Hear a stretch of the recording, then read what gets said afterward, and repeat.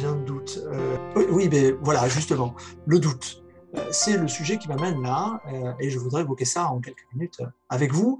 Ce doute qui peut parfois envahir nos vies, être le centre de nos préoccupations, voire virer au soupçon, et plus même si la relation est en question. Alors pour peut-être mettre en scène ce sujet du doute, j'ai envie de poser un contexte, notamment dans quel endroit on peut avoir un doute, à quel moment. Eh bien, c'est pas les sujets qui manquent, notamment il y a des faits dans l'actualité, et peut-être on peut prendre par exemple le doute que l'on peut avoir au regard du vaccin. C'est l'actualité. C'est-à-dire, est-ce que le vaccin est efficace? Est-ce que le vaccin est inefficace? On peut avoir des doutes d'un côté comme de l'autre. Alors, peut-être avant même de démarrer ça, la question qu'il faudrait se poser, c'est est-ce qu'on peut douter de tout? Est-ce que le doute est partout? Alors, avant de rentrer dans une question philosophique et de prendre trop de temps pour la traiter, je vais répondre rapidement à ça, de manière simple. En fait, non, on ne peut pas douter de tout. C'est-à-dire qu'il y a des choses qui nous apparaissent comme certaines. Alors, ok, donc certaines, mais dans quel cas? Par exemple, vous pouvez être sûr que vous savez marcher. Pourquoi? Parce que vous l'avez vérifié. Et même, vous pouvez le vérifier par vous-même à n'importe quel moment. Vous pouvez vous lever de votre chaise et regarder si vous savez encore marcher. Donc, il y a des doutes, en fait, qui n'en sont pas, parce qu'on peut avoir la certitude au regard de l'expérience que l'on va mettre en œuvre. Donc, je peux être certain que je ne sais pas et je ne pourrai pas passer ma tête à travers le mur sans me faire mal. Hein, vous pouvez essayer, hein, tapez-vous la tête contre le mur. J'ai essayé, ça dure longtemps, mais j'ai plus de doute là-dessus, en fait. Hein, je suis certain de ça. Donc, on voit bien que on ne peut pas douter de tout. Et il y a tout un tas de domaines dans lesquels, effectivement, on peut vérifier par l'expérience que finalement, on n'a pas de doute à avoir. Parfois, c'est un peu plus compliqué. C'est-à-dire que l'expérience, est-ce que à chaque fois, l'expérience peut nous permettre de vérifier ça? Si je vous dis, par exemple, vous êtes certain de savoir qui est votre père. Vous voyez, est-ce que vraiment vous pouvez être certain de ça? Qu'est-ce qu'il faudrait comme expérience derrière ça pour être certain? Ah, et oui, il faudrait que vous ayez été là au moment de votre conception. Voilà, que vous ayez vérifié ça. Ah, ça paraît très compliqué. Alors vous me direz, mais non, il y a d'autres moyens de vérifier. On peut faire un test ADN, vous me direz. Oui, encore faut-il que le test ADN, vous sachiez le faire vous-même, que vous puissiez faire le test, que vous sachiez lire les résultats. Et là, et peut-être même encore, ça pousse le bouchon un petit peu plus loin, malgré ça, il faudrait que vous fassiez confiance au test ADN. Vous voyez qu'il y a un certain nombre de choses finalement qui s'étiolent ou qui se dissolvent à partir du moment où on commence à parler de ça. Donc il y a le doute que l'on peut lever, on n'a pas à douter de tout, parce qu'on peut vérifier les choses. Si je vous dis le carré de l'hypoténuse est égal à la somme des carrés du côté opposé, ça c'est Pythagore, et ça marche. Chaque fois que vous pouvez le vérifier, ça va marcher. Donc il y a des choses sur lesquelles on ne peut pas douter parce qu'on a l'expérience et on peut vérifier en permanence ces choses-là. Et là, vous avez du sûr et vous avez du dur. Bon, alors maintenant qu'on a dit ça, on voit bien que il y a des interstices, en fait, ailleurs, des choses qui peuvent se produire et qu'on aura du mal à vérifier. Et déjà, faire la différence entre l'expérience, cette vérification et le reste, ça montre déjà qu'on peut élever sa conscience et travailler sur le doute. Alors, il y a quoi d'autre autour du vaccin, finalement, puisque vous comprenez bien que ce n'est pas parce que vous avez une expérience avec le vaccin, quand vous a piqué le bras, que vous pouvez être sûr, certain, qu'il est efficace. Certes, vous n'avez pas peut-être été malade, vous n'avez pas été à l'hôpital. Remarquez que certains si.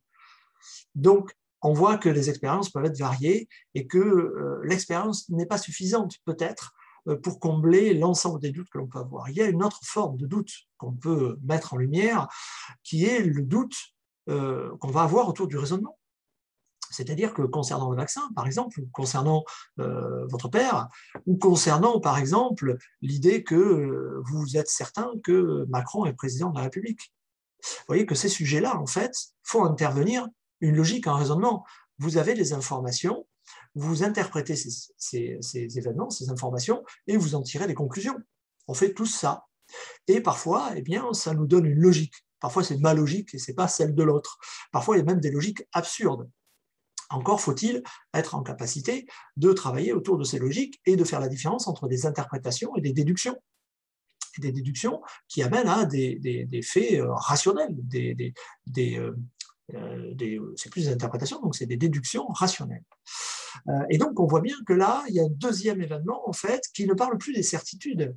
C'est l'expérientiel nous amène à avoir des certitudes, mais le raisonnement nous amène non plus à avoir des certitudes, mais des convictions. C'est-à-dire qu'on ne peut pas vérifier.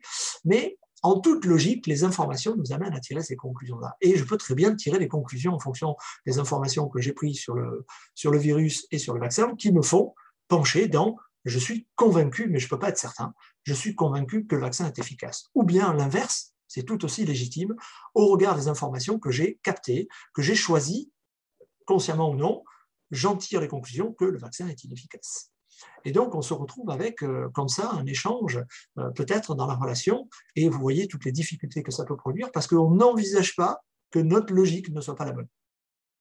Que les informations qu'on a prises soient les vraies, celles qui sont liées à la réalité. Parce que j'ai pris une étude, mais est-ce que j'ai pris les 120 études qui parlent de ce sujet-là? Est-ce que j'ai moi-même vérifié que ces études ne sont pas falsifiées? Est-ce que je suis à la source de l'expérimentation? Vous voyez que ça devient compliqué et on ne peut avoir que des convictions. On ne peut pas être certain, et c'est tout le débat, en fait, vous voyez, d'opposition de point de vue, mais aussi la légitimité des deux versants de la conviction. Donc, on se retrouve avec l'idée du doute, d'un côté, avec le doute expérientiel, donc l'expérience qui me permet de vérifier un certain nombre de choses, mais que ce n'est pas parce que je l'ai vérifié une fois que ça se produit à tous les coups, et si ça ne se produit pas à tous les coups, ça veut dire que je verse dans un autre registre qui est non plus la certitude, mais la conviction, c'est-à-dire je suis convaincu au regard des informations. Bon, alors si on parle à nouveau du vaccin ou parce que Macron est président de la République, vous voyez que pour Macron, ça veut dire qu'il faudrait que j'ai une expérience avec lui précisément, que j'étais à ses côtés, que j'ai vérifié qu'il est vraiment président de la République. Et ce n'est pas le cas pour la plupart d'entre nous qui ne le voient qu'au travers du petit écran ou au travers de meetings éventuellement et qui l'ont croisé de loin. Au regard du vaccin, regardez la complexité que ça peut produire, comment je peux lever mes doutes au regard de ça. Et quand bien même, on m'apporte des preuves, un certain nombre de preuves, je peux être dans l'idée que j'arrive pas à y croire. Je n'arrive pas à croire que le vaccin est efficace, je n'arrive pas à croire que le vaccin est inefficace. C'est pas possible, en fait. Parce que, au regard de mon expérience et de la façon dont j'interprète la situation, je me dis, par exemple, si on prend un autre sujet, la justice, je ne peux pas croire que la justice soit injuste. Je ne peux pas y croire. Je crois en mes institutions. Vous voyez? Donc ça vient se positionner au-delà de la raison et au-delà de l'expérience. On va se reposer sur l'envie, en fait, l'envie d'y croire. J'ai envie d'y croire. J'ai envie de croire en la bonté humaine. J'ai envie de croire en nos institutions. J'ai envie d'y croire. À partir de là, en fait, les deux vecteurs viennent évidemment alimenter le troisième, mais prennent une moindre importance et ce qui est devant, c'est l'émotion. Un troisième doute qu'on voit apparaître, une constitution en fait, puisque les trois s'imbriquent évidemment, mais celui qui va venir en avant peut-être va être celui de la croyance. Donc le doute émotionnel est la troisième possibilité de lever ou de confirmer ces doutes au travers de l'émotion. Et là, c'est tout un pan complexe, puisque l'émotion n'a rien de rationnel. Donc ça veut dire qu'on se retrouve avec une émotion et on est géré, engagé par cette émotion au travers du doute et de la confirmation de l'infirmation de ce doute.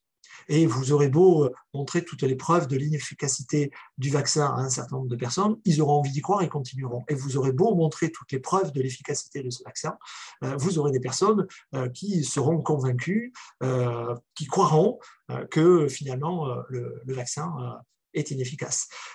Donc on voit bien qu'il y a un travail à faire de conscience et d'échange, de partage entre nous dans une relation pour lever les doutes et pouvoir imbriquer les trois de manière à pouvoir trouver des moyens d'une nouvelle représentation autour de ces doutes qui nous animent toute la journée, tout le temps, et qui s'imbriquent entre raison, émotion, expérience.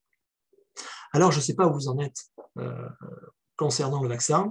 Je vous invite à continuer à travailler vos doutes pour pouvoir vous positionner de la meilleure manière qui soit pour vous, dans vos relations et dans la vie de tous les jours, évidemment. Je vous remercie de votre attention et de ce partage, en tout cas, que je voulais faire autour du doute. Est-ce que j'ai tout dit? J'ai un doute. À bientôt.